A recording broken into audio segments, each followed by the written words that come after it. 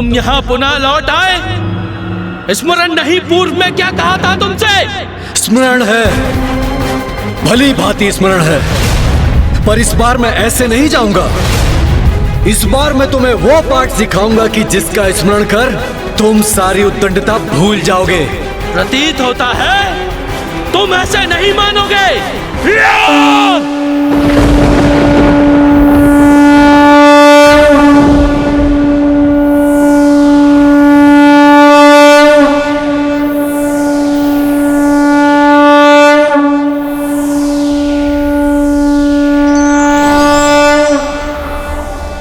अकस्मात मेरे भीतर ऐसा क्या हुआ जिसके कारण मैं इतना तीव्र और आवेशित हो उठा?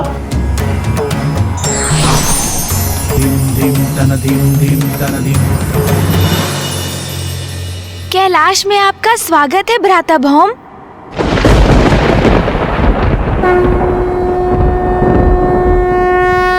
भ्राता भौम अर्थात ये महादेव के तृतीय पुत्र और गणेश जी के विशेष अतिथि हैं। मैं भौम महादेव पुत्र हूँ। कहाँ से कैसे कैसे बड़े बड़े भ्रम पाल कर यहाँ पहुँच जाते हैं मूर्ख अज्ञानी और कहते हैं महादेव पुत्र भौम है। जब पुनः आओगे तो अपना महत्व बढ़ाने के लिए शिव पुत्र हूँ ये मत कहना।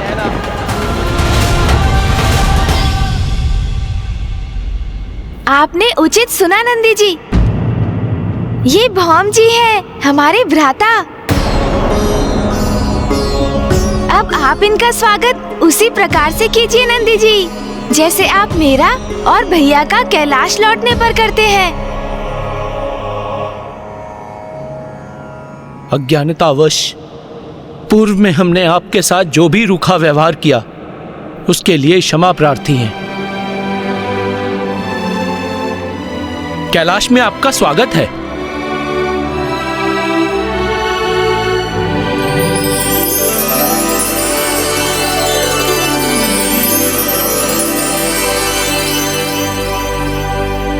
भ्राता भौम, अब माँ और पिताश्री से आपकी भेंट होगी। देखिएगा, आपको देखकर माँ अत्यंत आनंदित हो उठेंगी।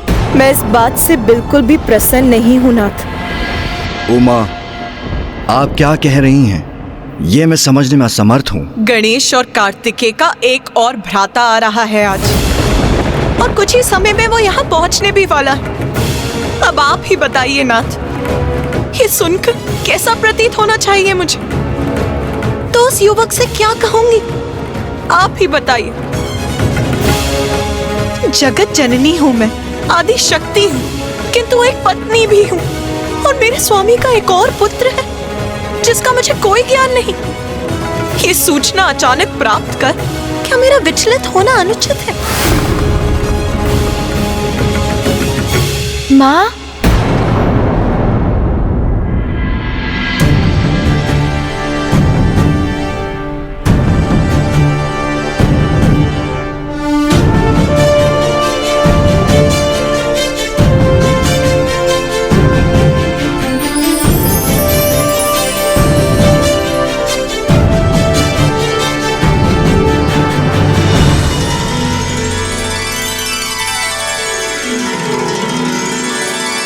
कितना तेजस्वी है ये युवक, कितना गरिमामय व्यक्तित्व है इसका। कैसी असाधारण सकारात्मक ऊर्जा का स्वामी है ये। कितना मंगल है ये, कितना मंगल है ये, कितना मंगल है ये, कितना मंगल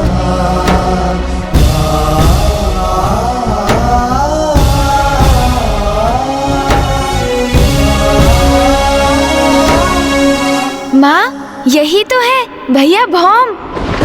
हाँ माँ, ये हमारे भ्राता है। माँ, ये क्या हो गया था मुझे? मैं ये कैसे भूल गई कि जगत जननी हूँ मैं, और इस नाते तो इस संसार के सभी प्राणी मेरी ही संतानें हैं। फिर मैं व्यर्थ में क्यों आंदोलित हो रही थी?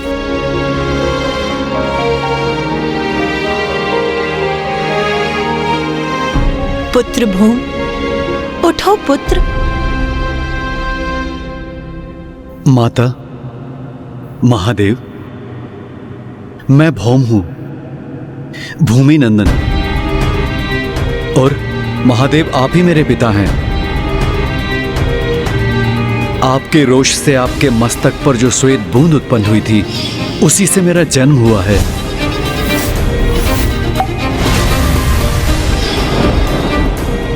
और कदाचित मेरे भीतर से अंगार रूप क्रोध प्रस्फुटित होता है, और इसीलिए मैं अंगारक के नाम से भी जाना जाता हूं।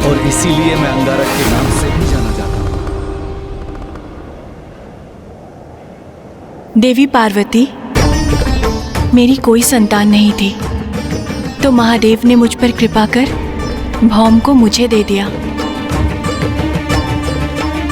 और माँ, मेरे जन्म दिवस पर भैया भौम कैलाश भी आए थे, किंतु कुछ गण ने उन्हें अपमानित कर कैलाश द्वार से ही लौटा दिया था। उन्हें भीतर नहीं आने दिया था माँ। हमें क्षमा कर दीजिए माता, वो गण हम ही थे।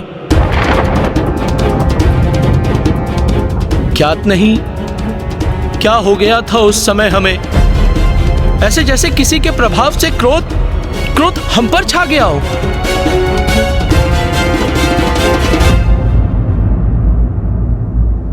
आप उचित कह रहे हैं नंदी जी, आपसे कोई भूल नहीं हुई। आपने वैसा व्यवहार मेरी उग्र ऊर्जा से प्रभावित होकर किया। माता, मुझे क्षमा कर दीजिए। मेरी उग्र ऊर्जा गणेश जी को भी प्रभावित करती रही।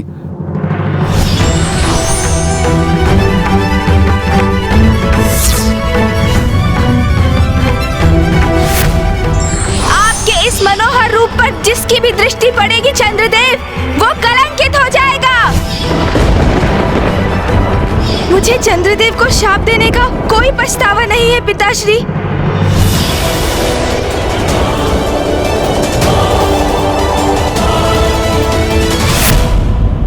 किंतु मेरा इसमें कोई दोष नहीं है। ये ऊर्जा तो स्वतः ही मेरे शरीर से उत्पन्न होती रहती है, और इसी ऊर्जा के कारण सदैव मेरी उपेक्षा होती है। उपेक्षा? और तुम्हारी? पुत्र, किसमें इतना साहस है कि वो तुम्हारी उपेक्षा करे? तुम्हें तो देखकर ही मेरे हृदय में सकारात्मक ऊर्जा का प्रवाह हुआ था, इसीलिए मैंने तुम्हें मंगल नाम से पुकारा। और आज से अभी से तुम सभी के द्वारा मंगल नाम से संबोधित किए जाओगे।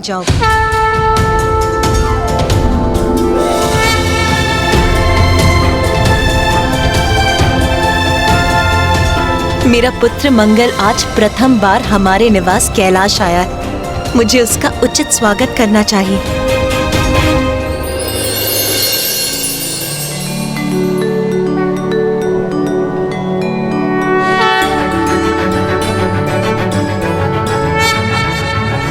ओम धरणी गर्भ संभूतम विद्युत कांति समप्रभम कुमारं शक्तिहस्तं च मंगलम प्रणमाम्यहम्। आयुष्मान भव पुत्र।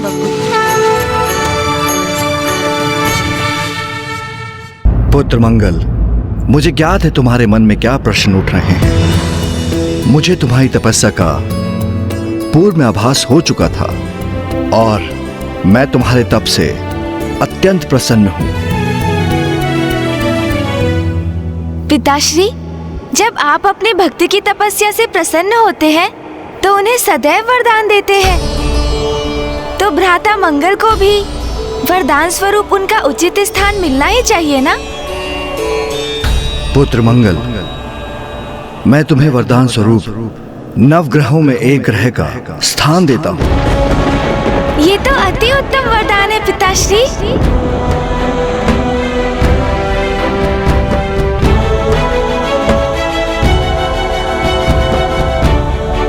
पुत्र मंगल, तुम चिंता मत करो, तुम्हारा स्थान तुम्हारी माँ के साथ ही होगा।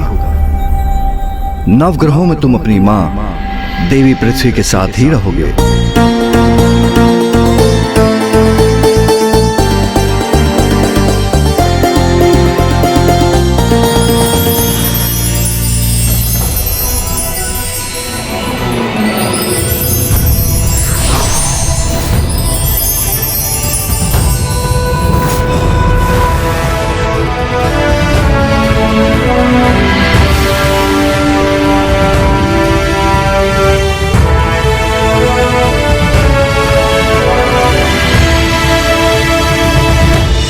तुम स्वयं मंगल ग्रह के स्वामी बनकर वहां वास करोगे, ताकि पृथ्वी का जनजीवन तुम्हारी ऊर्जा से कुछ ही दूरी पर रह सके। सप्ताह के तृतीय दिवस का नाम तुम्हारे नाम पर आधारित होगा और उसे मंगलवार पुकारा जाएगा। मंगल ग्रह प्राणियों के जीवन के पराक्रम, शारीरिक ऊर्जा, आत्मविश्वास, शक्ति, क्रोध, आवेश और वीरता शासित कार्यों का प्रतिनिधि करने वाला ग्रह होगा। बिना मंगल की शुभ दृष्टि के कोई भी प्रशासनिक अधिकारी, शासक अथवा वीर योद्धा नहीं बन सकेगा। तुम्हारा रत्न मूंगा होगा। प्रत्येक लाल वस्तु का संबंध तुमसे जुड़ा होगा और तुम्हारा वाहन भेड़ होगा।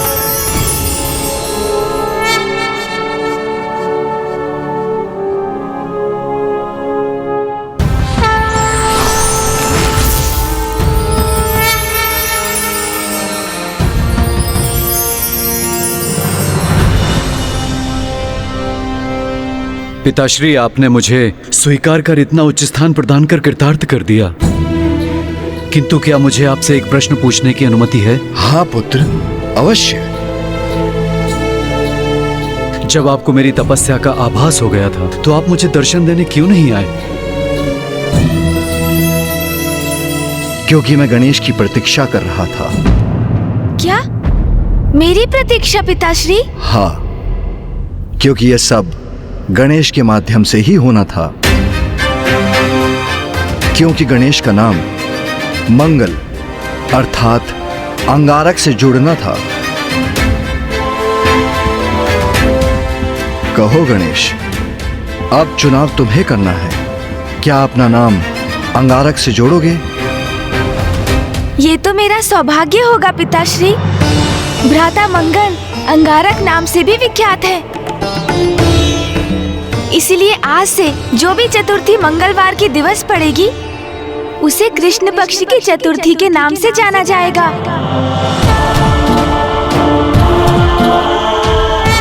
और अंगारक चतुर्थी का व्रत करने वाले को वर्ष भर की चतुर्थी का फल एक साथ प्राप्त होगा।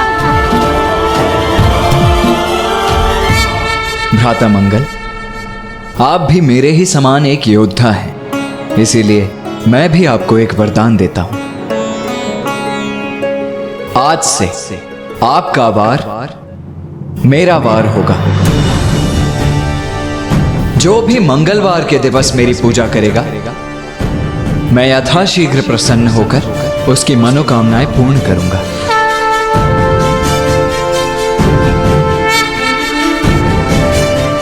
और पिताश्री के कथनानुसार मैं आपको आपका वाहन भी प्रदान करता हूं।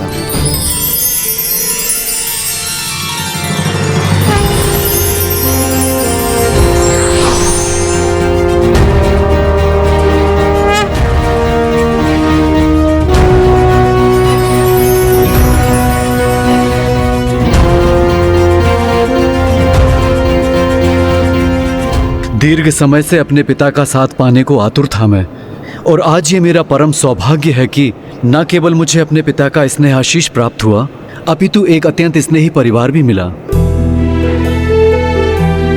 और ये सब आपके कारण हुआ है गणेश जी। मैं आपसे इतनी ईर्ष्या करता था कि आपसे युद्ध करना चाहता था, किंतु आपने मुझे इतना सब प्रदान कर कृतार्थ कर दिया। भ्राता मंगल, जो भी होता है वो माँ और पिताश्री की इच्छा से ही होता है। समझिए, ये भी उन्हीं की ही लीला है। अब आप जाकर अपने दायित्व का कार्यभार संभालिए भ्राता।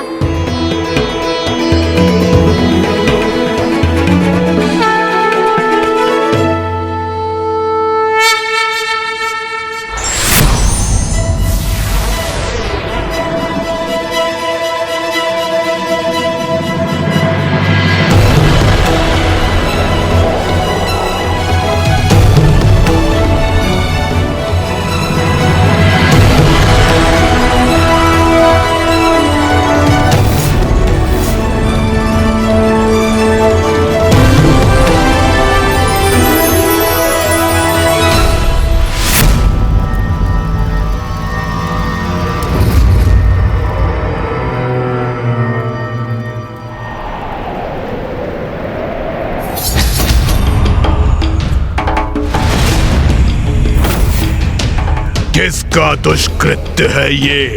किसने किया है ये भयंकर अपराध? महाराज ज्ञानरी, ये गणेश ने किया है। महादेव पुत्र गणेश। गणेश गणेश गणेश गणेश गणेश गणेश।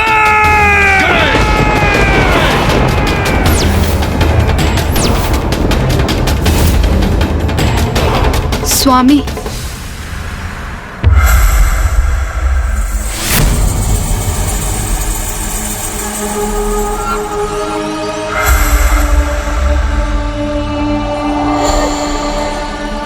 देखो दकिनी, कितनी निर्ममता से मेरे पिता का वध किया है उस गणेश ने। अब मैं उसे नहीं छोड़ूंगा जिसने मेरे पिता को मुझसे छीना है। अब उस गणेश को उसके पिता से छीनकर मैं उसे दूर कर दूंगा।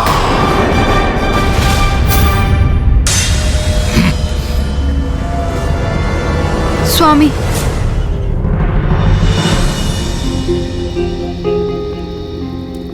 आपके पुत्र का जन्म होने वाला है।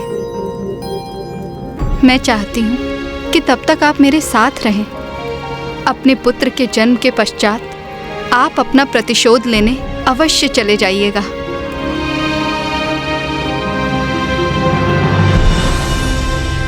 उचित है, मैं अभी रुकता हूं, क्योंकि मेरे पुत्र को भी देवताओं का संहारक बनना है। उसके नेत्र खुलते ही मैं उसे देवताओं के प्रति घृणा से भर दूंगा। मेरे पिता और मेरे समान देवताओं के लिए भयंकर शत्रुता का भाव होगा उसके मन में। मेरे पुत्र का जन्म होने ही वाला है दकिनी। वो भी देवताओं का अंत करने की प्रतीक्षा नहीं कर सकता। अब मैं गणेश को पराजित करूंगा और मेरा पुत्र देवताओं को।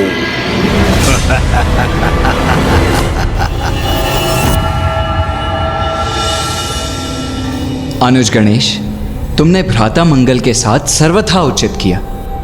वो बहुत ही सौभाग्यशाली होते हैं जिन्हें पिता का स्नेह प्राप्त होता है,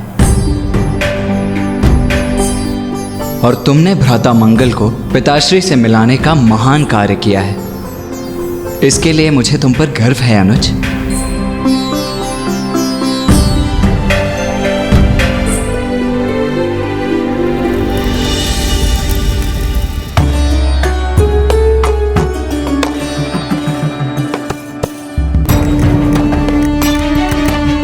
ये है मेरा पुत्र जो देवताओं का महाशत्रु बनेगा। अपने पुत्र को नाम दीजिए स्वामी। ये मेरा पुत्र है, दुर्बुद्धि पौत्र, ज्ञानारी का पुत्र, जो मेरी और मेरे परिवार की परंपरा का उत्तराधिकारी बनेगा, जो देवताओं के प्रति हमारी शत्रुता का उत्तराधिकारी बनेगा। ये मेरा पुत्र है, सुबोध सुबोध सुबोध सुबोध सुबोध। मेरी अनुपस्थिति में हमारे पुत्र की उचित देखरेख करना, क्योंकि अब मेरे प्रस्थान का समय आ गया है।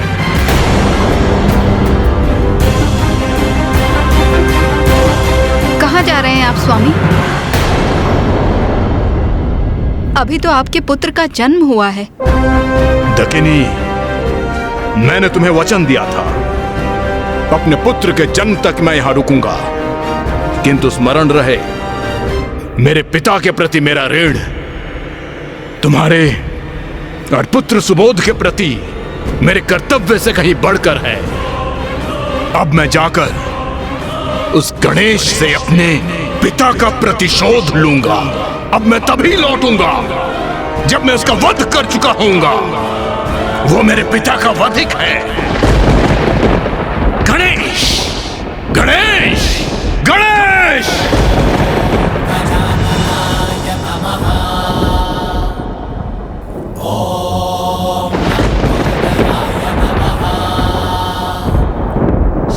हुआ अभी? क्या मेरे पुत्र सुबोध ने गणेश का नाम सुन उसके सम्मान में अपने हाथ जोड़ लिए? नहीं, गणेश के प्रति इसकी आस्था कदापि नहीं हो सकती।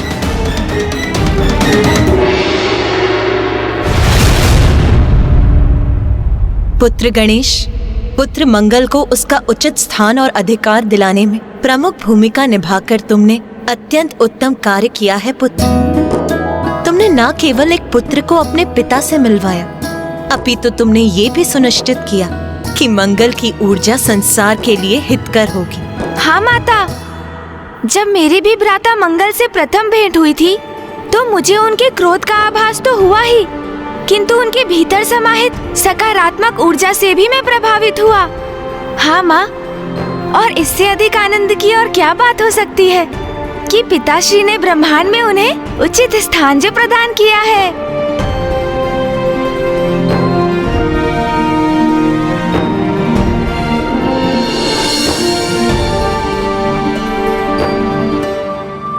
एक पिता के लिए इससे अधिक संतोष की क्या बात हो सकती है कि संसार में उसके पुत्र को उपयुक्त स्थान प्राप्त करने के साथ यथोचित मान सम्मान भी प्राप्त हो। मुझे अपने सभी पुत्रों पर गर्व है। स्वामी, यदि अभी आपके और भी पुत्र शेष हैं जिनसे मैं अनभिज्ञ हूँ तो उनका परिचय भी दे ही दीजिए। उमा, मैं तो जगत पिता हूं। संपूर्ण जगत के सभी जीव मेरी संतान हैं। यदि मैंने अपने असंख्य पुत्रों का परिचय देना आरंभ किया तो उसका अंत ही नहीं होगा, तो मैं ध्यान कैसे करूंगा?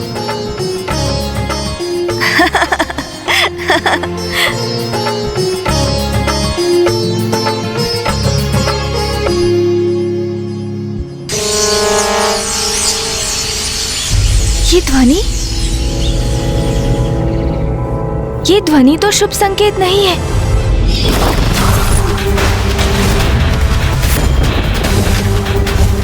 अब मैं जाकर उस गणेश से अपने पिता का प्रतिशोध लूंगा। अब मैं तभी लौटूंगा जब मैं उसका वध कर चुका होऊंगा। मुझे शीघ्र कुछ करना होगा। पिताश्री, माँ, भैया। गणेश, क्या हुआ? तुम अचानक इतने चिंतित क्यों हो गए? भैया, असुर दुर्बुद्धि का पुत्र ज्ञानारी कैलाश आ रहा है मुझसे युद्ध करने।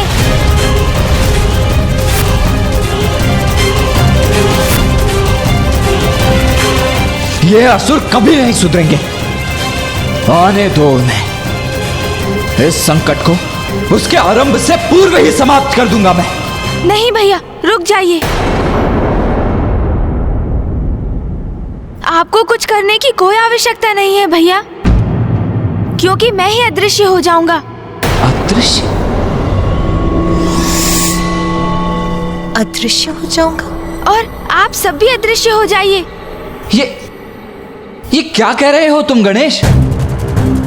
हम अदृश्य हो जाएं, उस असुर से छिप जाएं? तुम ऐसा सुझाव भी कैसे दे सकते हो गणेश?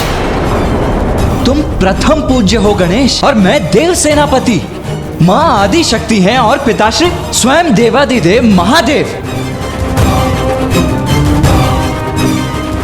और तुम चाहते हो कि हम उस असुर से भयभीत होकर छिप जाएं? नहीं गणेश, नहीं। पुत्र कार्तिकेय, मैं तुमसे सहमत हूं, किंतु यदि गणेश हमें अदृश्य होने का सुझाव दे रहा है तो उसके पीछे उसकी अवश्य कोई लीला होगी। उसकी कुशाग्र बुद्धि से उत्पन्न उसकी कोई योजना होगी, क्योंकि पुत्र गणेश अधर्मियों से युद्ध करने से पीछे हटने वालों में से तो कदापि नहीं।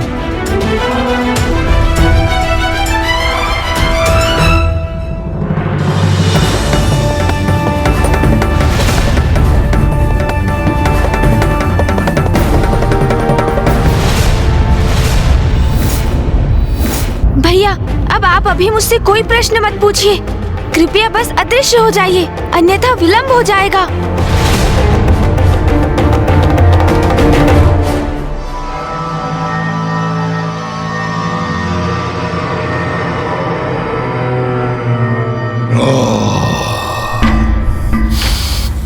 ये है गणेश का निवास स्थान।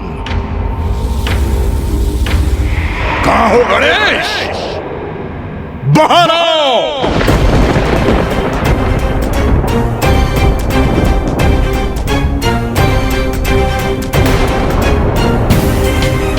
वो दुष्ट गणेश यहीं कहीं छिपा होगा। जाओ ढूंढो उसे।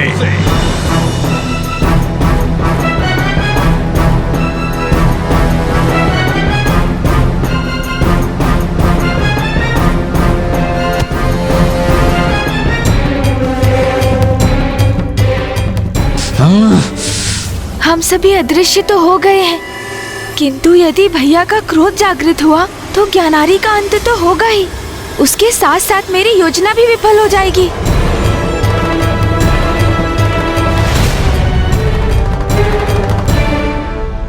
गणेश, मेरे पिता का वध करते समय तो भयभीत नहीं हुए तुम उससे क्यों छुपे हो? बाहर निकलो गणेश और सामना करो अपने काल का।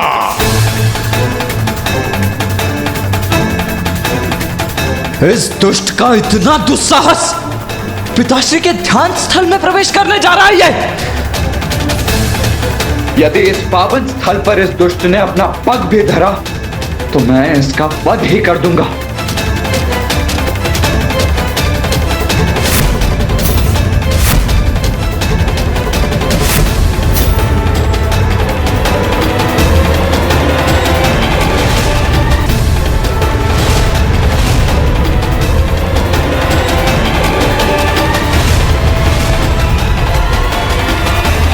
महाराज,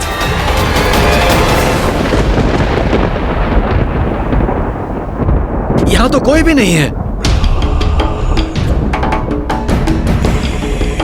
प्रतीत होता है तुम मेरे भय से कहीं भाग गए हो गणेश, किंतु भाग कर जाओगे कहां? संसार के किसी भी कोने में छुपे होगे, वहीं से ढूंढ के लाऊंगा तुम्हें।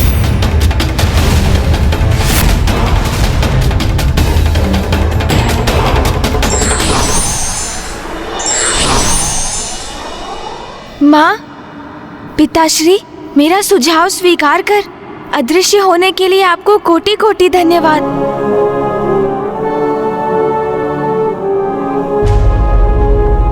भैया, रुक जाइए भैया, रुक जाइए। स्वामी, पुत्र कार्तिकेय इतने आवेश में क्यों है? उमा, कार्तिकेय एक योद्धा है। शत्रु को अपने पराक्रम से पराजित करना उसका धर्म है। शत्रु उसके निवास में प्रवेश कर उसके परिवार के निकट पहुंच चुका था, किंतु कार्तिकेय गणेश की योजना पालन करने हेतु उस शत्रु को युद्ध के लिए नहीं ललकार सका, उस असुर का वध नहीं कर सका। इसलिए उसका क्रोधित होना तो स्वाभाविक ही है। स्वामी, तो फिर मैं अभी जाकर कार्तिकेय को समझाती हूँ। नहीं उमा, गणेश उसके साथ गया है तो इस स्थिति को उसे ही अपनी किसी विलक्षण युक्ति से संभालने दीजिए।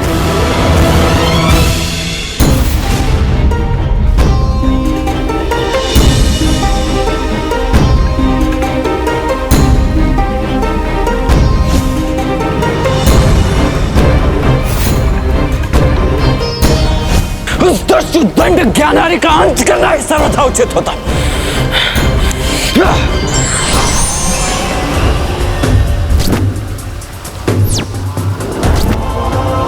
बाहर निकलो गणेश और सामना करो अपने काल का।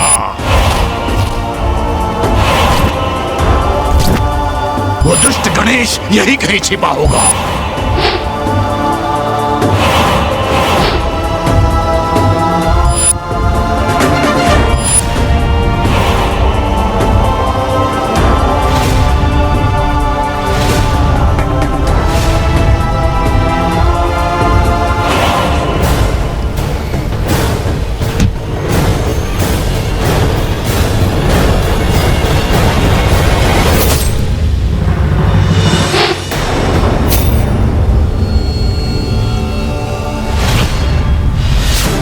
गणेश, मैं कह रहा हूं अपना ये परिहास बंद करो और मुझे मेरा दंड लौटा दो।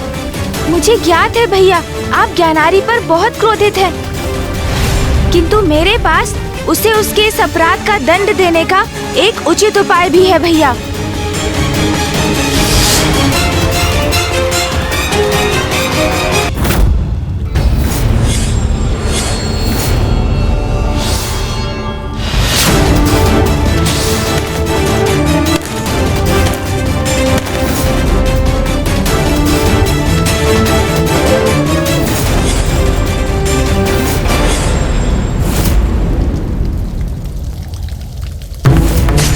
मुझे ज्ञात है ज्ञानारी को कैसे पराजित करना है। मुझे तत्काल बताओ अनुज। भैया आवेशित प्रतीत होते हैं, मुझे इनके क्रोध को शांत करना होगा। मैं आपको मेरी योजना बताता हूँ, किंतु आप अकेले में ये क्या प्रशिक्षण ले रहे हैं? गणेश, मैं कह रहा हूँ अपना ये परिहास बंद करो और मुझे मेरा दंड लौटा दो। यदि आप अपना दंड चाहते हैं भैया, तो स्वयं क्यों नहीं ले लेते? लीजिए लीजिए लीजिए लीजिए। उचित है फिर। यदि तुम ये क्रीड़ा करना ही चाहते हो तो मैं भी तैयार हूं, किंतु यदि आहत हो गए तो मुझे दोष मत देना। क्या भैया, आप बातें बहुत करते हैं, दंड तो लेकर दिखाइए। अच्छा, तो अब पकड़ कर ही दिखाता हूं।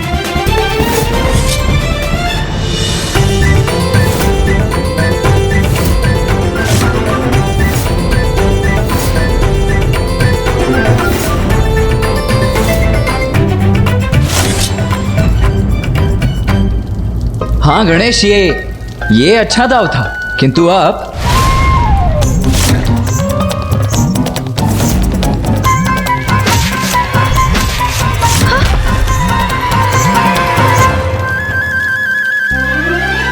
उत्तम, अति उत्तम गणेश। गणेश, मैं तुम्हारे दंड के कौशल से अत्यंत प्रभावित हुआ। तुम में गति है, चपलता भी। तुम इतनी दक्षता से गतिशील होते हो जैसे मानो तुम्हारे लिए कितना सरल है। किंतु गणेश, अगली बार बस इतना ध्यान रखना कि दंड को ऐसे नहीं, ऐसे पकड़ना, ताकि तुम्हारा प्रतिद्वंदी उस पर अपनी पकड़ ना बना सके। समझ गया भैया, समझ गया। किंतु आप ये बताइए, मेरी दक्षता और मेरे कौशल से आपका क्रोध समाप्त हुआ? गणेश, तुम मेरे अनुज हो और साथ ही मेरे प्रथम पूज्य भी। और यदि मेरा प्रथम पूज्य मुझे कोई आदेश देगा तो मैं उसका पालन अवश्य करूंगा। किंतु तुम्हारा अग्रज होने के साथ साथ मैं एक योद्धा भी हूं गणेश। इसीलिए मुझे ये ज्ञात करने का अधिकार भी है कि तुम क्यों नहीं चाहते कि हम उस उद्दंड ज्ञानारी से युद्ध करें। क्योंकि भैया, जब ज्ञानारी के पिता दुर्बुद्धि का प्राणांत हो रहा था तो उन्होंने मुझसे कहा था, मेरे बाद मेरा पुत्र तुमसे युद्ध करेगा, उसके पश्चात उसका पुत्र। ये युद्ध निरंतर चलता रहेगा। दुर्बुद्धि ने अपने पुत्र ज्ञानारी के हृदय में देवताओं के प्रति घृणा का बीज बोया। वो हमसे घृणा करता है, फिर उसका पुत्र भी ऐसा ही करेगा। और यही ऐसी घृणा की परंपरा पिता से पुत्र को प्रदान की जाएगी और पीढ़ी दर पीढ़ी चलती रहेगी। यदि इसी प्रकार उसके पिता के पुत्र और उसके भी पुत्र से ऐसे ही युद्धरत रहे तो घृणा और ये युद्ध की श्रृंखला तो ऐसे ही स्थापित रहेगी। तुम सर्वथा उचित कह रहे हो गणेश, किंतु असुरों और देवताओं के संघर्ष की परंपरा तो इतिहास के आरंभ से चली आ रही है। इसीलिए मुझे तुम्हारा आशय समझने में कठिनाई हो रही है। तुम कहना क्या चाहते हो, करना क्या चाहते हो, ये स्पष्ट तो करो। भैया, आप उचित कहते हैं। अनेक सदियों से असुरों ने देवताओं के प्रति द्वेष का ही भाव रखा है, किंतु इस परंपरा में मूल परिवर्तन लाने का, असुरों को ये समझाने का कि देवता उनके शत्रु नहीं, इसका अवसर है हमारे पास। हम उनकी घृणा को स्नेह में परिवर्तित कर सकते हैं भैया। और इसका आरंभ हम ज्ञानारी के अल्पायु पुत्र सुबोध से कर सकते हैं।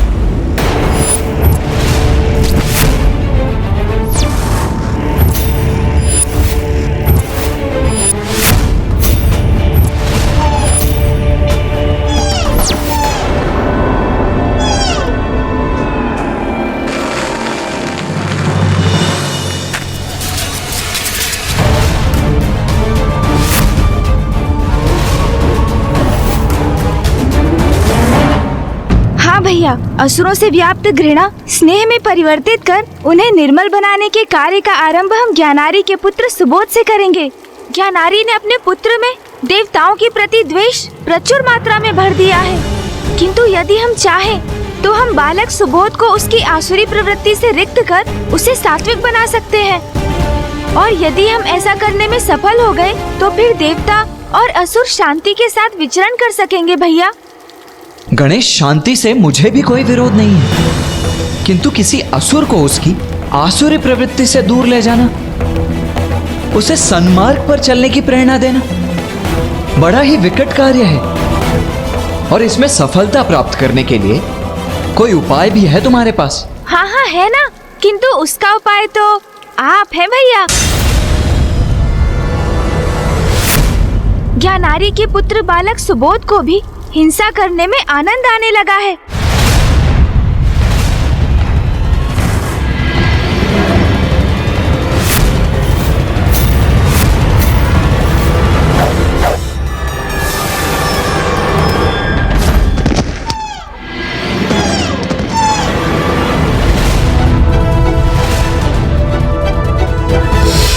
किंतु भैया, ज्ञानारी पुत्र असुर बालक सुबोध में अभी भी बाल्य सुलभ सरलता है, जिसे जिस दिशा में ढाला जाए वो ढलता चला जाएगा। इसलिए भैया, यदि उसे उचित मार्गदर्शन प्राप्त हो तो उसे घृणा के इस बीज को उसके भीतर पनपने से रोका जा सकता है। और ये हम कैसे करेंगे गणेश? हम नहीं, ये आप करेंगे भैया, आप करेंगे उसका मार्गदर्शन।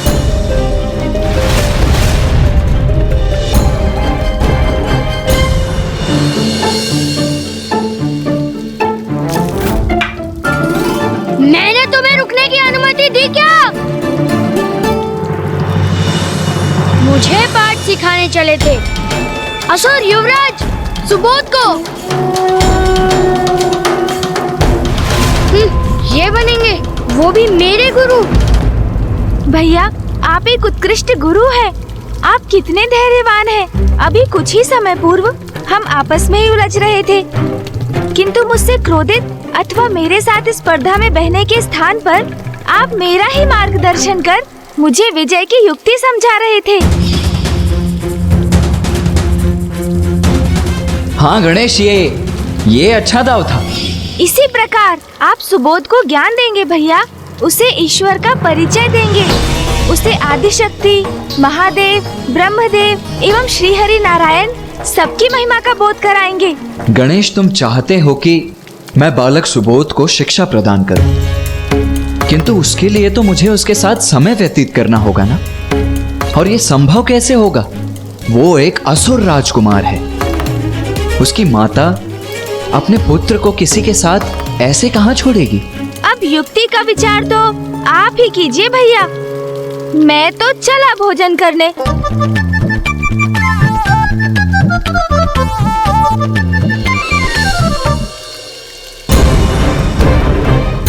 उचित है अनुज, यदि इसमें देवताओं और असुरों के मध्य व्याप्त शत्रुता को मिटाया जा सकता है तो मैं सुबोध का मार्गदर्शन अवश्य करूंगा।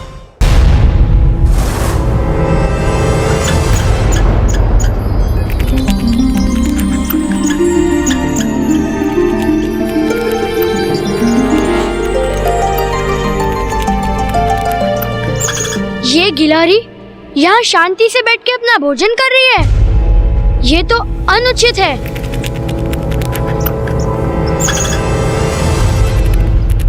अभी ना इसका अंत कर देता हूँ।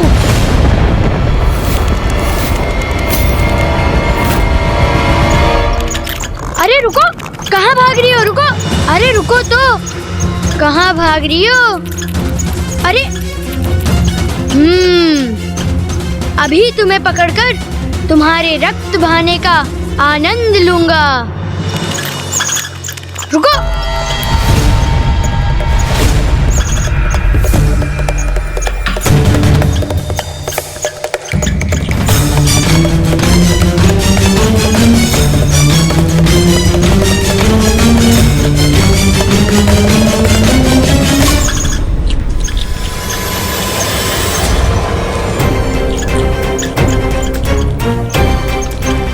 अरे रुक, अरे ये अरे भाग गई। उस दुष्ट गिलहरी का पीछा करते करते ये मैं कहाँ पहुँच गया?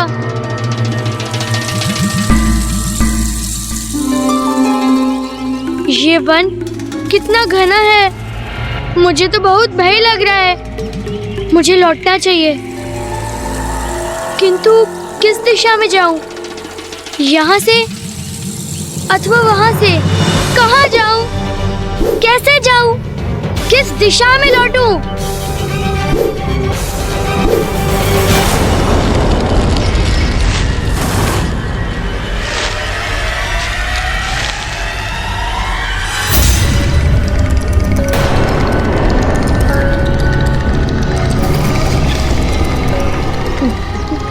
माँ!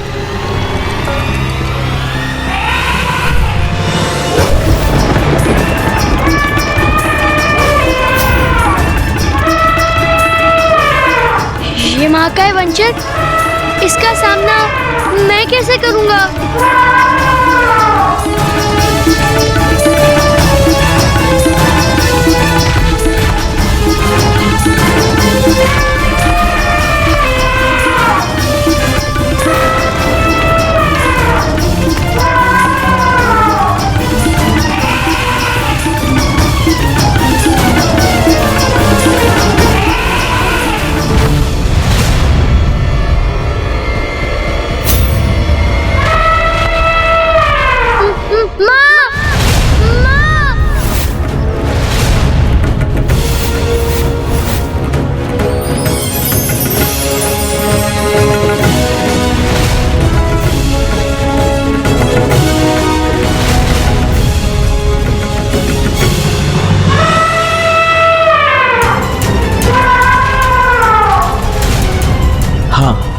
अभी उचित समय है।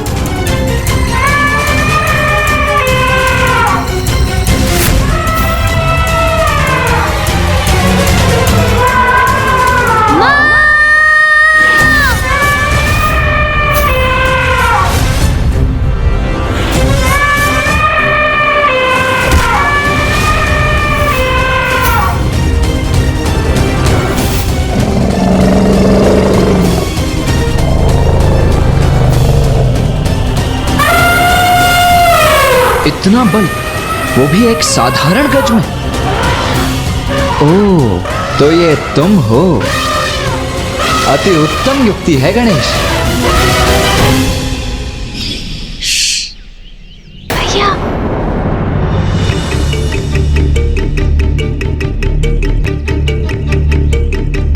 गणेश, तुम यहाँ? ओह भैया, मुझे भली भांति ज्ञात था आप सुबोध तक पहुँचने की युक्ति नहीं सोच सकेंगे। देखिए ना, आप तो अभी भी यहीं खड़े हैं, इसलिए मैं स्वयं ही यहाँ पहुँच गया, ये सोचकर कि क्यों ना आपकी सहायता ही कर दूं। अच्छा, वहाँ कैलाश में तो बड़ी बड़ी बातें कर रहे थे कि भैया युक्ति आप सोचिए, मैं तो चला भोजन करने। अब यहाँ आए बिना तुमसे रहा भी नहीं गया ना। क्या करूँ भैया, अत्यंत उदार और कोमल हृदय है जो मेरा, इसीलिए आपकी कठिनाई को सरल बनाने चला आया। अच्छा, आप सचेत रहिए और आगे देखिए। क्यों? ऐसा क्या करने जा रहे हो तुम? क्या करना है ये तो उचित समय आने पर स्वतः ही आपको ज्ञात हो जाएगा भैया। बड़ी शक्ति आ गई है ना तुम में। हाँ, माँ के हाथों के बने मोदक जो खाकर आए हो, है ना? किंतु तब भी मैं तुम्हारा अग्रज ही हूँ।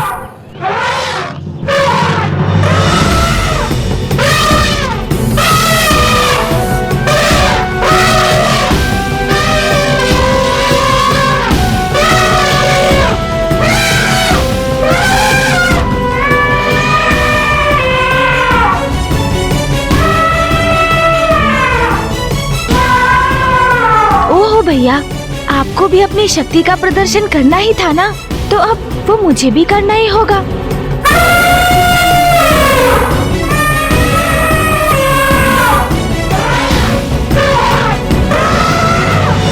पुत्र सुबोध, आप सुरक्षित तो है ना? माँ,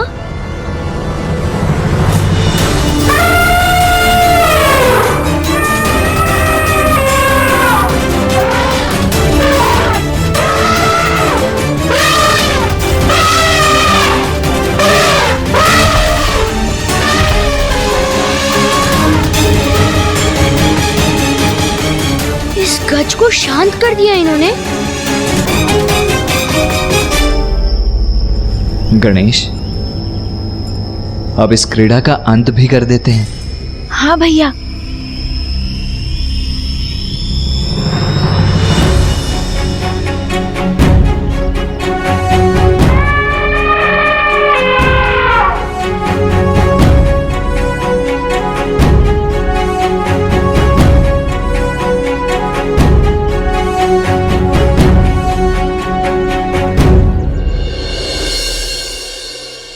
कौन हो तुम?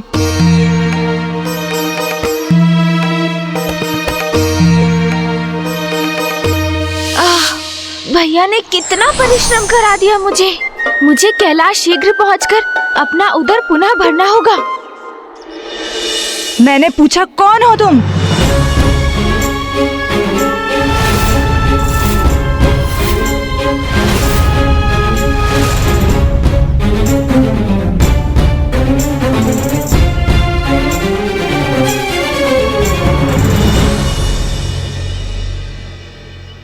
प्रश्न ये नहीं है, प्रश्न तो वो है जो मैं आपसे पूछने जा रहा हूं कि ये बालक कौन है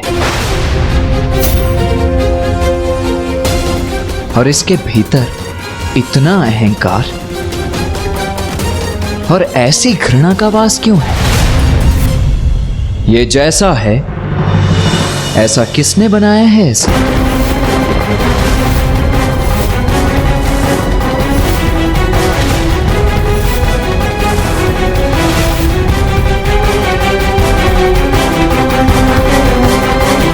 ऋषिवर, मैं असुर महारानी दकिनी हूं और ये मेरा पुत्र असुर महाराज ज्ञानारी का पुत्र है। ये मेरे प्रश्न का उत्तर नहीं है, असुर महारानी देवी दकिनी।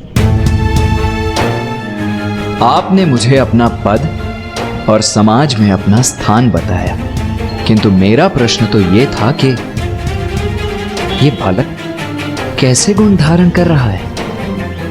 इसका व्यक्तित्व किस दिशा में जा रहा है?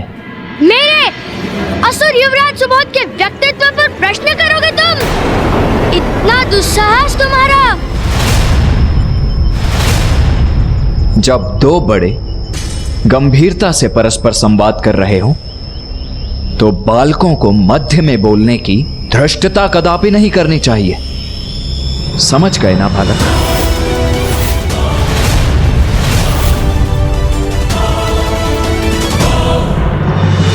आश्चर्य, किसी ने प्रथम बार अपने कथनों से मेरे उद्दंड बालक को प्रभावित कर उसे शांत किया है। कौन है ये ऋषि? ऋषिवर, मेरे पुत्र सुबोध को हमारे संवाद में उसके इस असमय हस्तक्षेप के लिए क्षमा करें। आपने उचित समय पर इसकी रक्षा की, जिसके लिए मैं सदा आपकी आभारी रहूंगी। आप मुझे अपना परिचय देने की कृपा कीजिए ऋषिवर। बताइए मुझे, कौन है आप?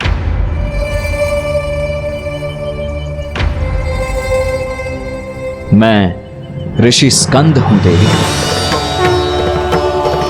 अपना तप संपन्न कर मैं अपने गुरुकुल के लिए एक उपयुक्त स्थान ढूंढ रहा हूं। ऋषिवर, तब तो आपकी चिंता का निवारण हो गया।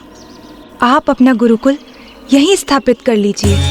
इसी प्रकार मेरे पुत्र सुबोध को आपसे शिक्षा प्राप्त करने का सौभाग्य भी प्राप्त होगा। माँ, पूर्व में ही मेरे दो गुरु हैं, तो मुझे किसी अन्य गुरु की क्या आवश्यकता? और वैसे भी ऐसा क्या है जो कोई गुरु मुझे सिखा सकता है? मुझे तो सब ज्ञात है। बालक सुबोध, यदि तुमने अपने गुरुओं के सिखाए पाठ को आत्मसात किया होता तो तुम्हें अवश्य ज्ञात होता कि कोई शिष्य अपने गुरु का चुनाव नहीं करता, अपितु यह तो शिष्य का सौभाग्य होता है कि उसका उचित गुरु उसको शिष्य के रूप में स्वीकार करता है।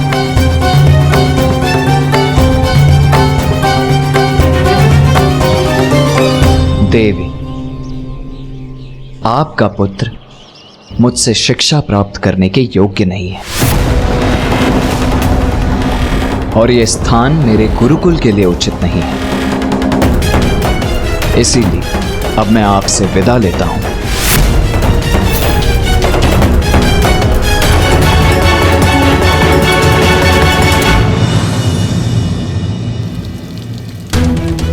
संपूर्ण देव और असुरों का भविष्य अब आपके ही हाथ में है भैया। आशा है इस बार आप बिना युद्ध किए ही विजयी होंगे। पुत्र, मैं तुम्हारी माँ हूँ जो तुम्हारे भविष्य को सर्वश्रेष्ठ बनाना चाहती है। अपने लिए नहीं, अपनी माँ के लिए अपने अहंकार का परित्याग कर दो और सम्मान सहित ऋषिवर को रोक लो। आवश्यकता तो नहीं, किंतु माँ मुझसे निवेदन कर रही है तो रोक लेता हूँ इन्हें। ऋषिवर,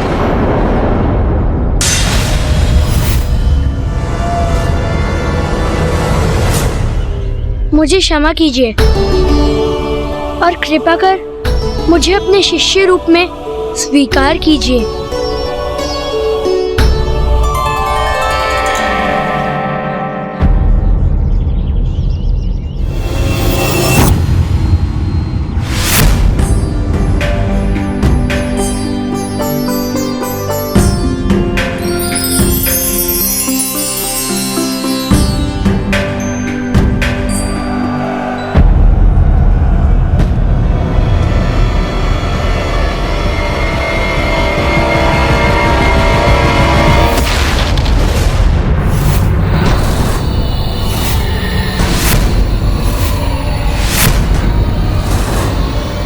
ज्ञानहारी, तुम यहाँ क्यों आए हो?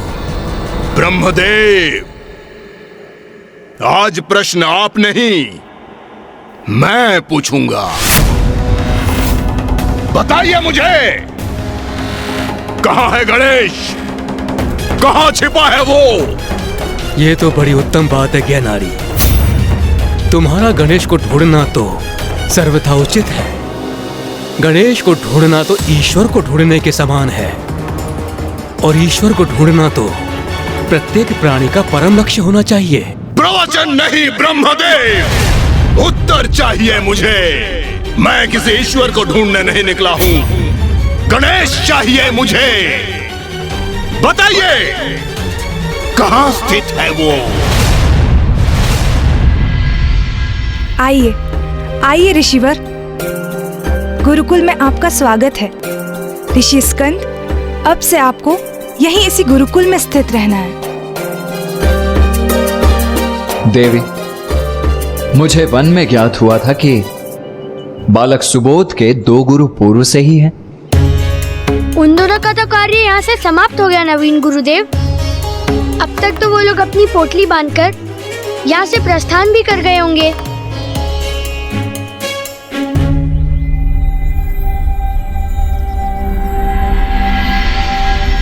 महारानी दकिनी,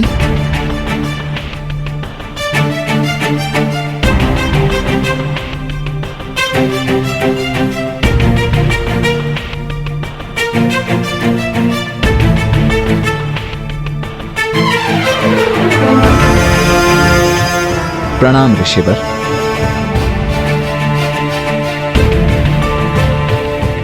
प्रणाम प्रणाम। ऋषि हरित, ऋषि अद्वैत, ये है ऋषि स्कंद, जिन्होंने सुबोध को शिक्षा देने का मेरा निवेदन स्वीकार किया है। ऋषिवर, आप दोनों को कहीं प्रस्थान करने की आवश्यकता नहीं है। आप दोनों यहीं रहकर बालक सुबोध की शिक्षा में मेरा हाथ बटा सकते हैं। ऋषि स्कंद, युवराज सुबोध तो अत्यंत ही बुद्धिमान और विवेकी बालक हैं। बुद्धिमान तो मैं हूँ।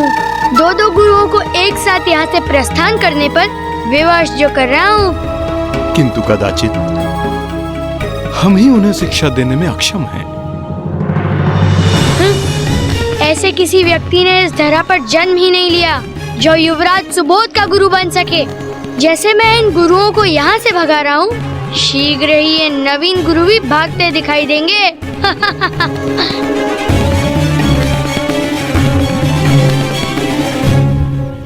सुबोध,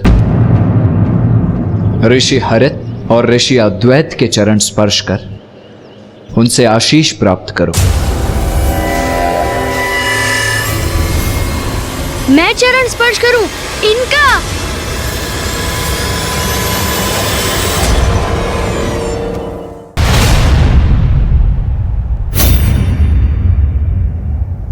प्रिय, क्या तुम्हें यहाँ कहीं गणेश दिखाई दे रहा है? नहीं नाथ, गणेश तो कहीं दिखाई नहीं दे रहा। लो, तुम्हें अपने प्रश्न का उत्तर प्राप्त हो गया। गणेश तो यहाँ ब्रह्मलोक में कहीं नहीं है। बस! मुझे मूर्ख समझा है क्या?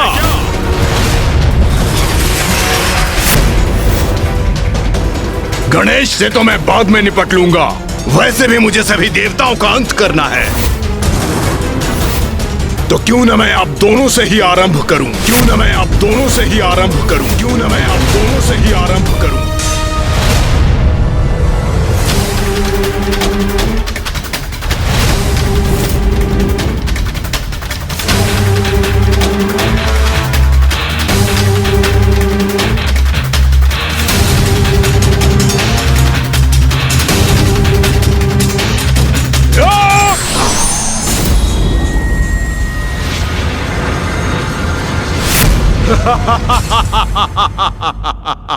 अरे वाह!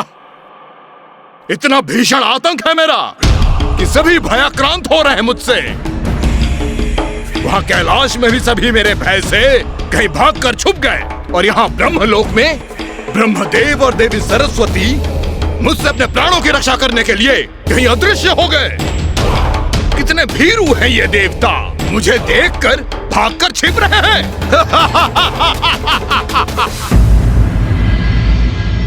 ये तुम्हारे गुरु रहे हैं। इन्होंने तुम्हें शिक्षा प्रदान की है, और अब तुम एक नवीन गुरु के साथ अपनी शिक्षा की नवीन यात्रा प्रारंभ कर रहे हो। इसीलिए अपने गुरुओं का आशीष प्राप्त करना तो तुम्हारे लिए अति आवश्यक है। आपको ज्ञात भी है आप क्या कह रहे हैं? आप मुझे, असुर युवराज सुबोध को, इनके चरण स्पर्श करने के लिए कह रहे हैं? कदापि नहीं।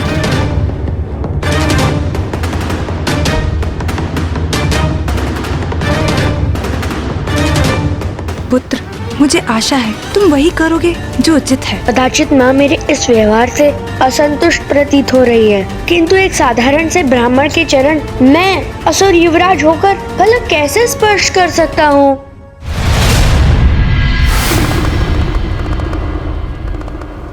पुत्र गणेश, तुम्हारे सुझाव पर हम ब्रह्मलोक से अदृश्य होकर यहाँ आ गए। पुत्र गणेश, ऐसे कितने समय के लिए अदृश्य रहेंगे हम?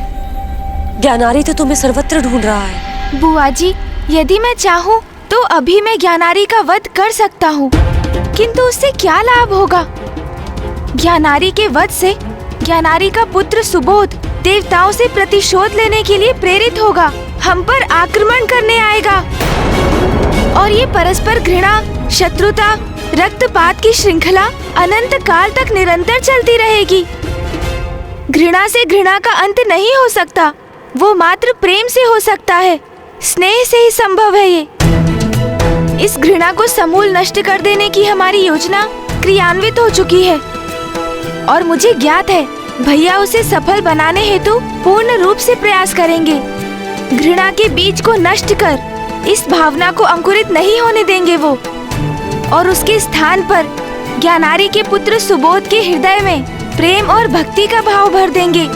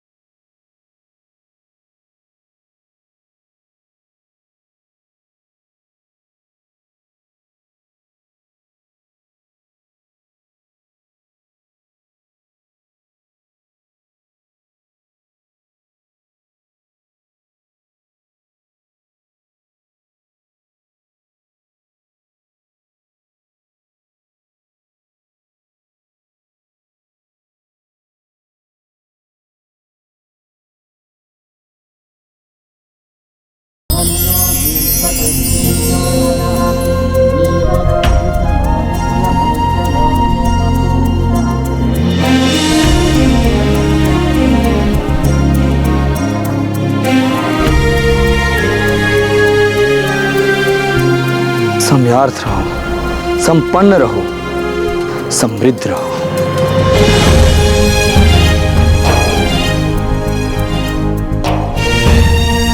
ये अचानक कैसे विचित्र सुख का आभास हुआ मुझे। इन गुरुओं के शब्दों ने जैसे मेरे हृदय को शांत कर दिया। ये अचानक कैसे विचित्र सुख का आभास हुआ मुझे। इन गुरुओं के शब्दों ने जैसे मेरे हृदय को शांत कर दिया।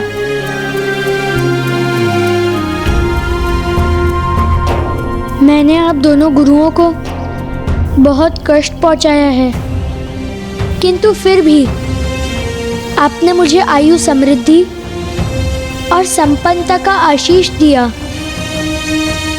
मैं कृतार्थ हूँ। मुझे आपके प्रति अपने दुष्ट आचरण के लिए क्षमा कीजिए गुरुवर। मेरा पुत्र इतना विनम्र भी हो सकता है? विश्वास नहीं होता। ये तो अवश्य इन नवीन गुरुदेव का ही प्रभाव है।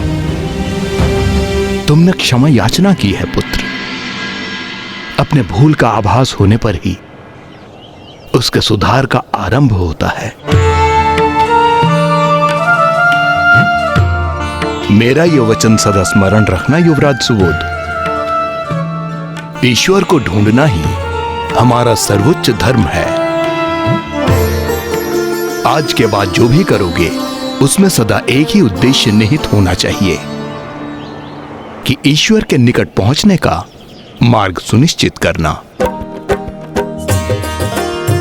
प्रणाम।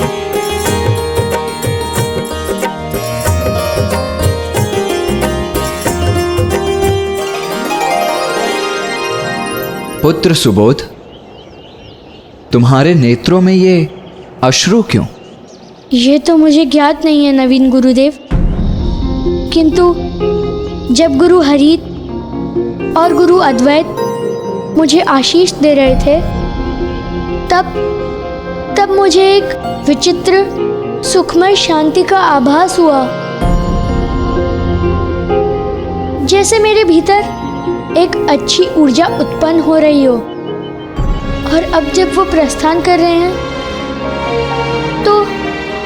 तो एक विचित्र से दुख का भी आभास हो रहा है मुझे। पुत्र सुबोध, जब हम कोई अनुचित कर्म करते हैं, किसी को आहत करते हैं, किसी को सताते हैं, तो हमारे भीतर एक क्षणिक आनंद की अनुभूति होती है, किंतु वो आनंद स्थायी नहीं होता, क्योंकि किसी अन्य की पीड़ा से उस आनंद का अनुभव स्थायी रह ही नहीं सकता। व्यक्ति को वास्तविक आनंद की अनुभूति तो तब होती है जब हमारे कर्मों से किसी अन्य को आनंद का आभास हो। वो सुख और शांति स्थायी होते हैं। ये क्या सत्य है? ये तो मेरा परम सौभाग्य है कि गुरु रूप में ऋषि स्कंद स्वयं मेरे समक्ष आ गए। अब मेरे पुत्र को योग्य गुरु का मार्गदर्शन प्राप्त हुआ है। अपने पुत्र की शिक्षा दीक्षा देखकर स्वामी भी कितने प्रसन्न होंगे।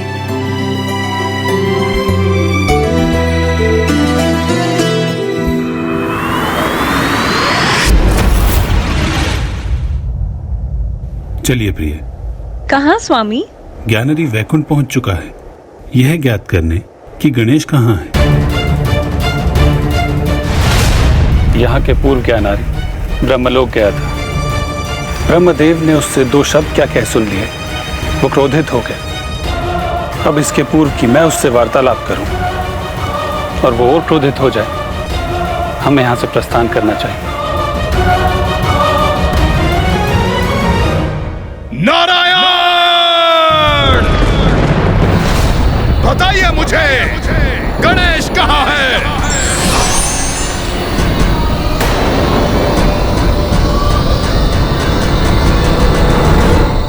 पुत्र सुबोध, आज से तुम्हारा शिक्षण प्रारंभ होगा, किंतु उसके पूर्व तुम्हें स्वयं को प्रमाणित करना होगा कि तुम उसके योग्य हो।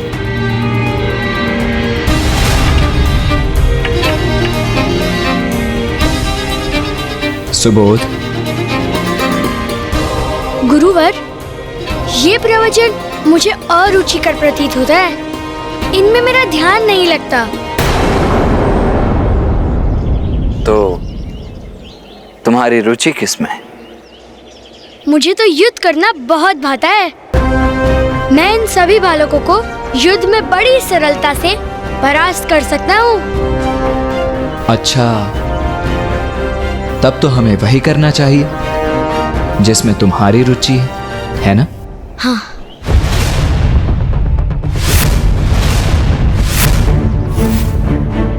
सुबोध, तुम सभी बालकों से अकेले युद्ध करेगा, उचित है? तुम सभी अपने अपने अस्त्र अपने हाथों में धारण कर लो।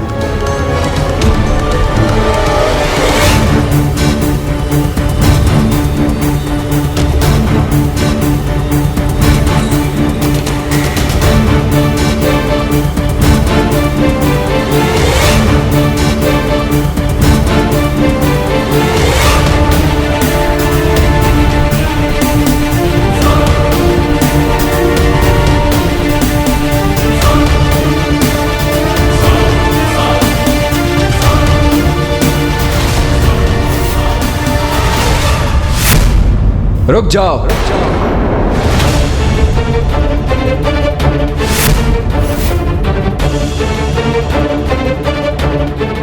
सुबोध, तुम आज काठ के खड़क से ही युद्ध करोगे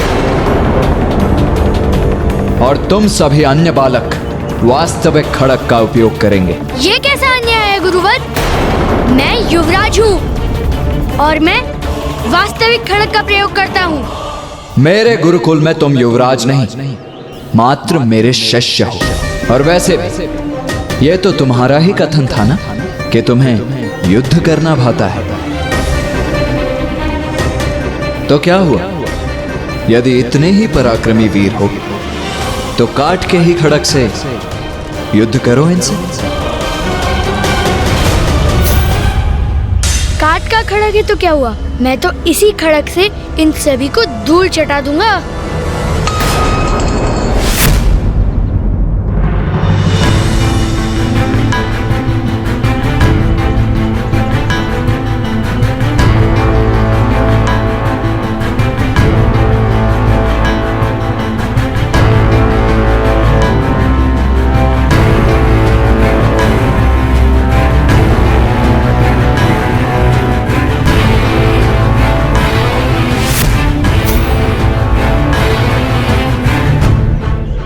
अब युद्ध आरंभ करो।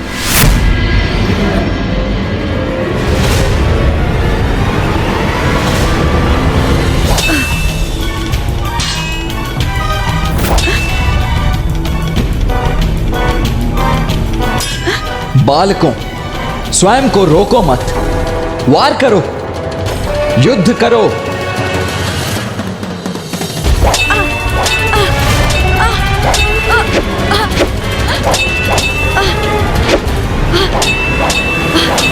तुम सब पीछे क्यों हट रहे हो? वार करो मुझ पर। अब तो तुम्हारे पास वास्तविक खड़क भी है। युद्ध करो मुझसे।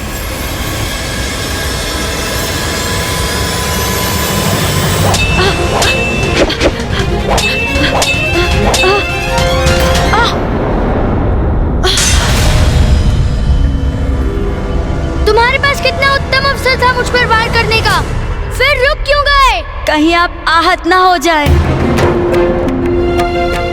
किंतु मैं तो तुम पर वार कर रहा हूँ, निरंतर तुम्हें आहत कर रहा हूँ। और आज से पूर्व भी जब भी हमने युद्ध का अभ्यास किया है तो मैंने तुम्हें वास्तविक खड़ग से आहत किया।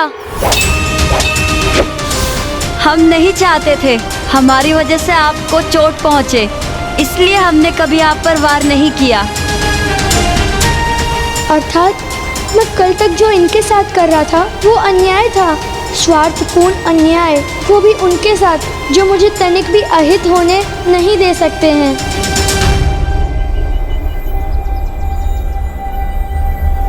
मेरे विचार से आज के लिए यह अभ्यास पर्याप्त है।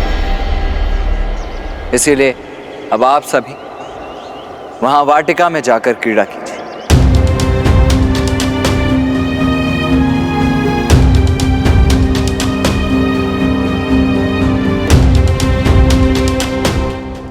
क्या हुआ पुत्र सुबोध, ऐसे स्तब्ध क्यों खड़े हो? गुरुदेव, मैंने सदैव इनके साथ निर्दयता का व्यवहार किया, इनको कष्ट भी पहुंचाया। आज जब इनके पास मुझ पर वार करने का अवसर था, मेरे द्वारा इनको पहुंचाए गए कष्ट का प्रतिशोध लेने का अवसर था, तो इन्होंने अपने आप को रोक लिया।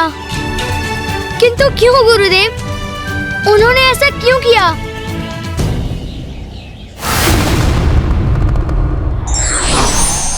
प्रणाम मामा श्री। प्रणाम मामी जी। लो पुत्र गणेश, हम भी वैकुंठ से यहाँ आ गए। अब बताओ क्या करना है? मामा जी, मुझे विश्वास है अब ज्ञानारी स्वर्ग लोक जाएगा। देवताओं से मेरे बारे में प्रश्न करेगा। कदाचित वो क्रोधवश उन पर आक्रमण भी कर दे और देवता उसके प्रति उत्तर में उससे युद्ध करेंगे। किंतु यही तो नहीं चाहते हो पुत्र गणेश तुम, कि देवताओं में और असुरों के मध्य एक बार और युद्ध हो। हाँ फूफा जी, इसीलिए तो मुझे अभी इसी क्षण देवराज इंद्र के पास जाकर इस विषय में चर्चा करनी होगी। मुझे तत्काल देवराज इंद्र और अन्य देवताओं को जाकर ये समझाना होगा कि हिंसा का प्रत्युत्तर हिंसा से नहीं अपितु प्रेम और स्नेह से दिया जाना चाहिए, तभी मेरी युक्ति सफल होगी।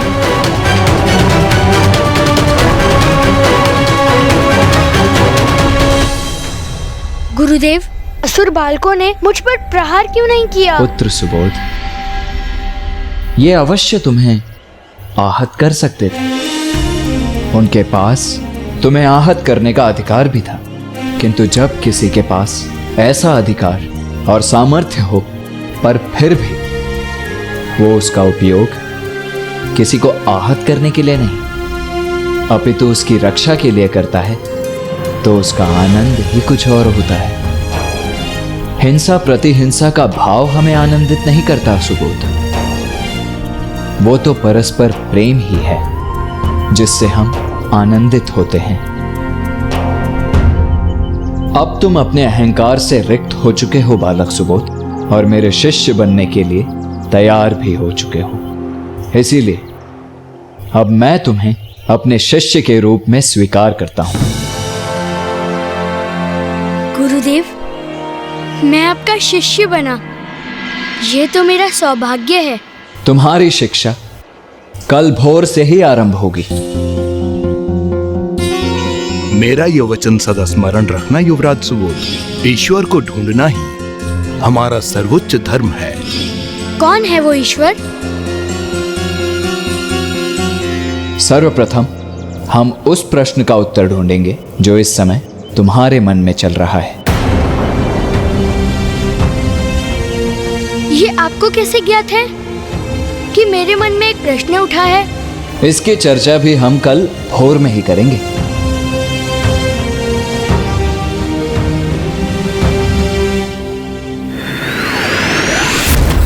गणेश जी, यदि ज्ञानरी अपनी असुर सेना के साथ स्वर्ग पहुंच चुका है तो हमें यहीं रुककर उसका सामना करना चाहिए, उससे युद्ध करना चाहिए।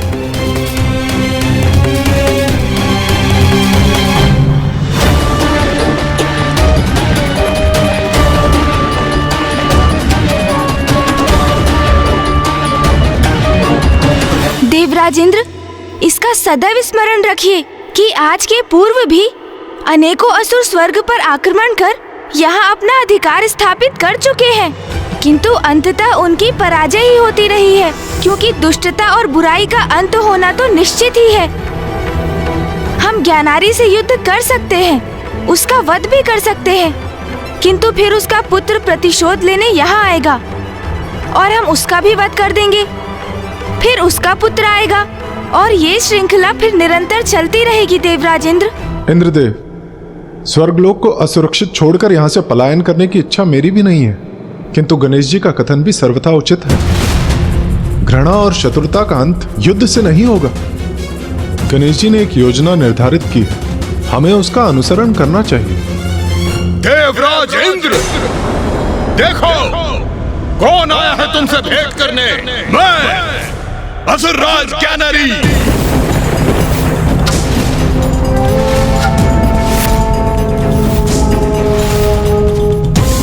इंद्रदेव, अब सोचने विचारने का समय नहीं है, ये समय निर्णय लेने का है। यदि ज्ञानारी की दृष्टि हम पर पड़ गई तो युद्ध छिड़ जाएगा और ज्ञानारी की पराजय होगी, और फिर तब ज्ञानारी का पुत्र सुबोध और भी प्रतिहिंसा का भाव लिए यहाँ पहुँच जाएगा। नहीं देवराज, हम ये युद्ध छिड़ने नहीं दे सकते। कहाँ छिपे हो तुम देवता?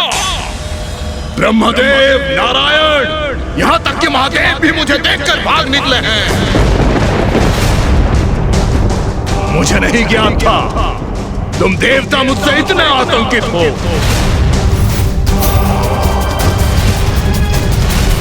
इस अभिमानी की धृष्टता का दंड तो इसे मिलना ही चाहिए। देवगण, यही समय है, अभी अदृश्य होना पड़ेगा आप सभी को।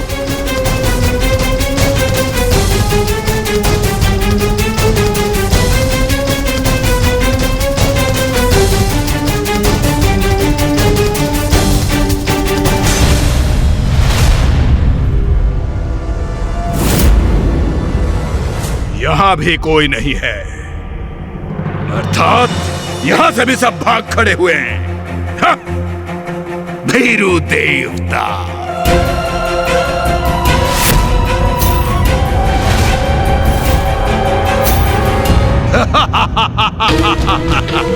ये तो गणेश जी का आदेश है, अन्यथा इसकी इस उद्दंडता का उचित दंड मैं अवश्य देता।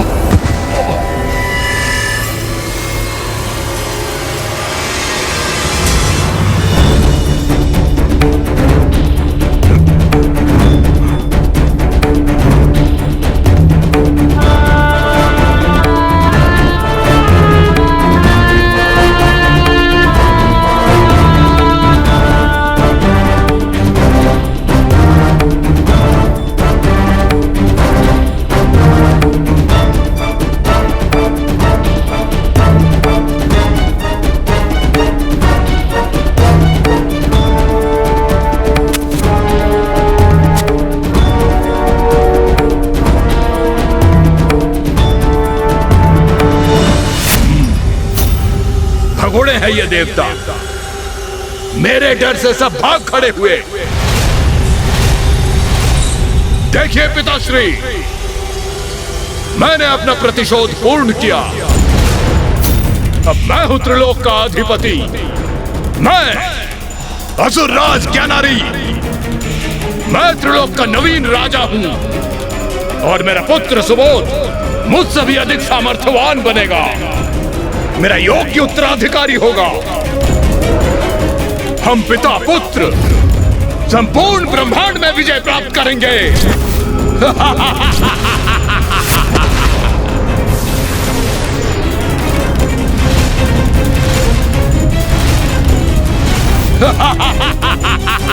असुर महाराज ज्ञानारी की, असुर महाराज ज्ञानारी की, असुर महाराज ज्ञानारी की, असुर महाराज ज्ञानारी की।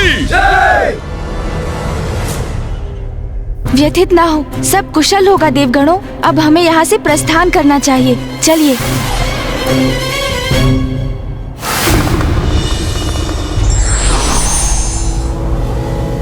भैया, अब हमारी योजना की सफलता, विनाशकारी युद्ध श्रृंखला का अंत, सब कुछ आप पर ही निर्भर करता है अब।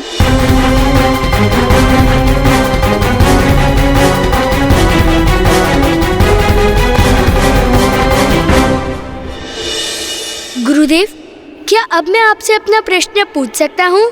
हाँ पुत्र, अवश्य पूछ सकते हो। तो मेरी इस उत्सुकता को शांत करने की कृपा कीजिए गुरुदेव। जब ऋषि हरित और ऋषि अद्वैत यहाँ से प्रस्थान कर रहे थे, तो उन्होंने कहा था कि किसी भी जीव का परम लक्ष्य ईश्वर को प्राप्त करना होता है। कौन है वो ईश्वर? पुत्र, ईश्वर तो निर्गुण है, सर्वव्यापी है, पंचभूतों में है, सूर्य में है, चंद्र में है, सभी पुष्पों में भी वही है और सभी चराचर जीवों में भी है।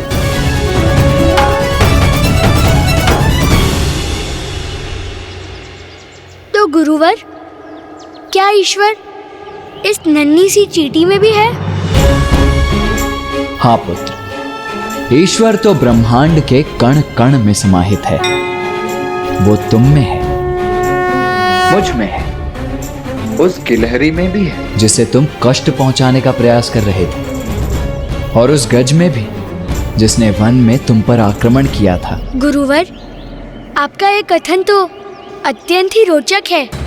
आपने कहा कि ईश्वर निर्गुण है, वो सब में है, किंतु क्या उनका कोई अपना स्वरूप नहीं? कभी कभी समय के अनुसार सृष्टि को जब उनकी आवश्यकता होती है, तो ईश्वर सगुण रूप भी धारण करते हैं।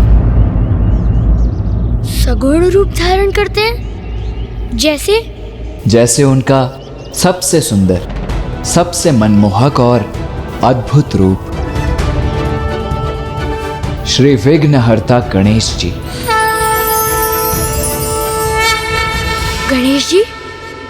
कौन है वो और वो कैसे दिखते हैं? अर्धनारीश्वर रूप में आदि शक्ति एवं महादेव प्रकट होते हैं, जो समस्त सृष्टि के कारक एवं कारण है। उनके इस रूप का अर्थ है ईश्वर ना तो मात्र स्त्री शक्ति है और ना ही मात्र पुरुष शक्ति, अपितु वो उनसे भी सर्वोच्च है, जिनका कोई लिंग या आकार नहीं होता, और उन्हीं निराकार परम ब्रह्म के स्वरूप हैं विघ्नहर्ता श्री गणेश।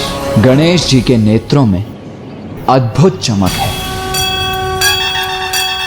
उनके मस्तक पर शुभ्र कांति है और उनकी अति सुंदर सूंड भी है। उनका रूप, उनका सौंदर्य मनमोहक, अतुलनीय है। गणेश प्रथम पूज्य देव हैं, जिसका अर्थ है किसी भी पूजा में सर्वप्रथम उनकी ही पूजा होगी। वो बुद्धि के देवता हैं और देवताओं के रक्षक भी। वो सहज भक्ति भाव से ही प्रसन्न भी हो जाते हैं। प्रथम पूज्य होने के पश्चात भी वो बहुत ही नटखट भी हैं। वास्तव में वो तो एक बालक ही हैं। गुरुवर, मैं भी गणेश जी को देखना चाहता हूँ, उनके दर्शन करने को इच्छुक हूँ। अवश्य पुत्र, गणेश जी के दर्शन हेतु तुम्हें उनके मंत्र का उच्चारण करना होगा, और उनके मंत्र का उच्चारण तुम तब तक नहीं कर सकोगे जब तक तुम उसके प्रत्येक अक्षर में डूब नहीं जाओगे। मैं करूँगा जाप, अपनी पूरी निष्ठा और भक्ति से। उचित है। ओम गं गणपतये नमः। ओम गण गणपते नमः। ओम गं गणपतये नमः। ओम गण गणपते नमः। ओम गण गणपते नमः। ओम गण गणपते नमः। असुर महाराज ज्ञानारी की, असुर महाराज ज्ञानारी की।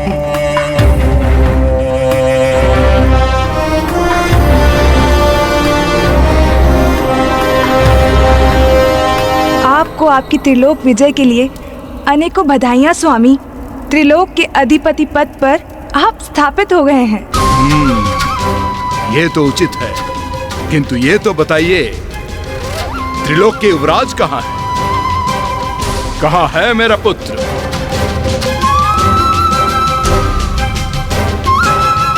आपको ज्ञात है स्वामी, सुबोध को एक नवीन गुरु प्राप्त हुए हैं। जब से उन्होंने उसे शिक्षा देना आरंभ किया है, कितने परिवर्तन आ गए हैं उसमें। परिवर्तन? कैसा परिवर्तन? अब वो बहुत भोर से उठकर नियमित रूप से अपने पाठ सीखने जाता है। संपूर्ण दिवस ध्यान लगाकर वो एकाग्रता से शिक्षा प्राप्त करता है। अब तो उसका क्रोध भी शांत हो गया है। हाँ, अब वो अन्य बालकों को प्रताड़ित भी नहीं करता है, अपितु उनकी सहायता करता है। अब तो वो मांसाहारी भोजन भी नहीं करता है। क्या? अर्थात ये गुरु मेरे पुत्र की आसुरी प्रवृत्तियां नष्ट कर रहा है। कौन है ये नवीन गुरु? और मेरे पुत्र के सभी को आतंकित करने वाले स्वभाव को परिवर्तित करने वाला ये कौन होता है? कहाँ है वो? बताओ मुझे, कहाँ है वो? गुरुकुल में स्वामी। गुरुकुल? स्वामी, उसे अपना पाठ तो समाप्त करने दीजिए। शांत रहो तुम। मैं जब चाहूंगा अपने पुत्र से जाकर भेंट करूंगा। पाठ का समय है तो होगा। समय का बंधन मुझे रोक दे, यह क्या संभव है? स्वामी,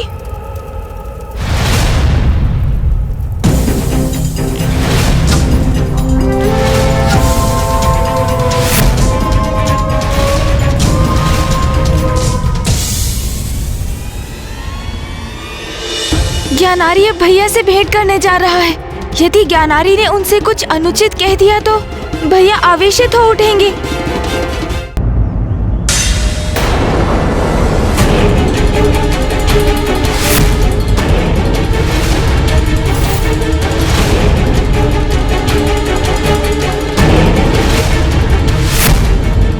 इतना दुस्साहस कैसे किया तुमने? ज्ञानारी के पुत्र को इस प्रकार धरती पे बिठाने का दुस्साहस कैसे किया?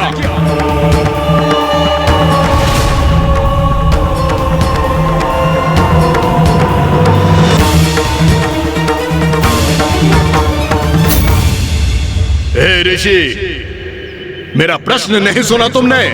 लोक विजेता असुर राज ज्ञानारी के पुत्र को इस प्रकार धरती पे बिठाने का दुस्साहस कैसे किया तुमने?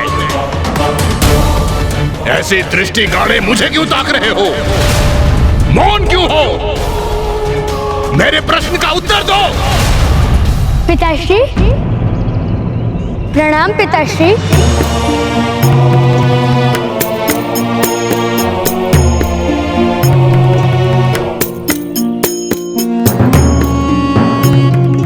मेरा दंभी और आसुरी प्रवृत्ति युक्त पुत्र स्वयं आगे बढ़कर मेरे चरण स्पर्श कर रहा है। दकिनी उचित कहती है, परिवर्तन तो बहुत है इसमें। मुझे क्षमा कीजिए पिताश्री, मैं अपने ध्यान में इतना गहरा डूब गया था कि आपके आगमन का ज्ञात ही नहीं हुआ मुझे। पुत्र सुबोध, तुम्हें क्षमा याचना करने अथवा मेरे चरण स्पर्श करने की कोई आवश्यकता नहीं है। आओ, अपने पिता के वक्ष से लग जाओ। पिताश्री, ये गुरु स्कंद है और इन्होंने मुझे सिखाया है जो सुख पुत्र को अपने पिता के चरण स्पर्श करके प्राप्त होता है वो सुख अतुलनीय है। और आज आपकी चरण रज अपने मस्तक पर धारण कर मुझे उसी सुख का अनुभव हुआ है पिताश्री। मैं कृतार्थ हो गया। उचित है, इस गुरु का प्रभाव तो मेरे पुत्र पर उचित ही है। पिता पूजनीय है, इसे यह सिखाकर पिता अर्थात मेरे प्रति पूर्ण भक्ति का भाव जागृत कर रहा है ये मेरे पुत्र में। अच्छा, और क्या सिखाया है ये तुम्हारे नवीन गुरु ने? भक्ति के अति सुंदर सुमधुर अनुभव का ज्ञान दिया है इन्होंने मुझे। भक्ति? किसकी भक्ति? ईश्वर की भक्ति। और कौन है तुम्हारा ईश्वर? वही ईश्वर पिताश्री जो सर्वत्र है, सर्वस्व है, सब में है, सब कुछ है, आप हैं। वाह वाह, उत्तम, अति उत्तम पुत्र। मुझे प्रसन्नता है कि तुम मेरे पुत्र को उचित ज्ञान प्रदान कर रहे हो। मैं तो मात्र एक माध्यम हूं, पुत्र सुबोध को सत्य की दिशा में अग्रसर करने का। पुत्र, क्या तुम अपने ईश्वर के प्रत्यक्ष दर्शन करना चाहोगे? पिताश्री, क्या मुझे गणेश जी के दर्शन करवाने जा रहे हैं? उनके दर्शन कर तो मुझे अत्यंत आनंद आएगा। अवश्य पिताश्री। आओ, तो फिर विलंब किस बात की, चलो मेरे साथ। जाओ वत्स। उन 4 शब्दों का मंत्र तुम्हें प्रदान कर मैंने तुम्हें समस्त सृष्टि का ज्ञान दिया है। अब मेरे उस पाठ का सदा स्मरण रखना, तो कोई भी कठिनाई तुम्हें स्पर्श तक नहीं कर पाएगी, क्योंकि अब ईश्वर सदैव तुम्हारे साथ है। हाँ हाँ, वो तो है। ईश्वर सदैव सुबोध के साथ है।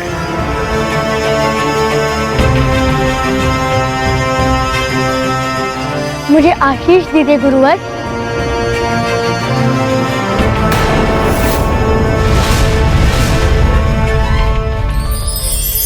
आयुष्मान भव पुत्र। मेरा पुत्र किसी अन्य के समक्ष झुके, ये असहनीय है मेरे लिए। चलो पुत्र, मैं आज अति गौरवान्वित अनुभव कर रहा हूँ, क्योंकि मेरा पुत्र अब मुझे ईश्वर तुल्य समझने लगा है। मैं अति उत्साहित हूँ कि पिताश्री स्वयं मुझे उन वास्तविक भगवान के दर्शन करवाने ले जा रहे हैं, जहाँ स्वयं गणेश जी हैं। सुबोध, तुम्हारा आगे का मार्ग अनेक कठिनाइयों से भरा होगा, किंतु तुमने गणेश जी का नाम अपने हृदय में धारण किया है, तो अब उनकी वही भक्ति तुम्हारी शक्ति भी बनेगी।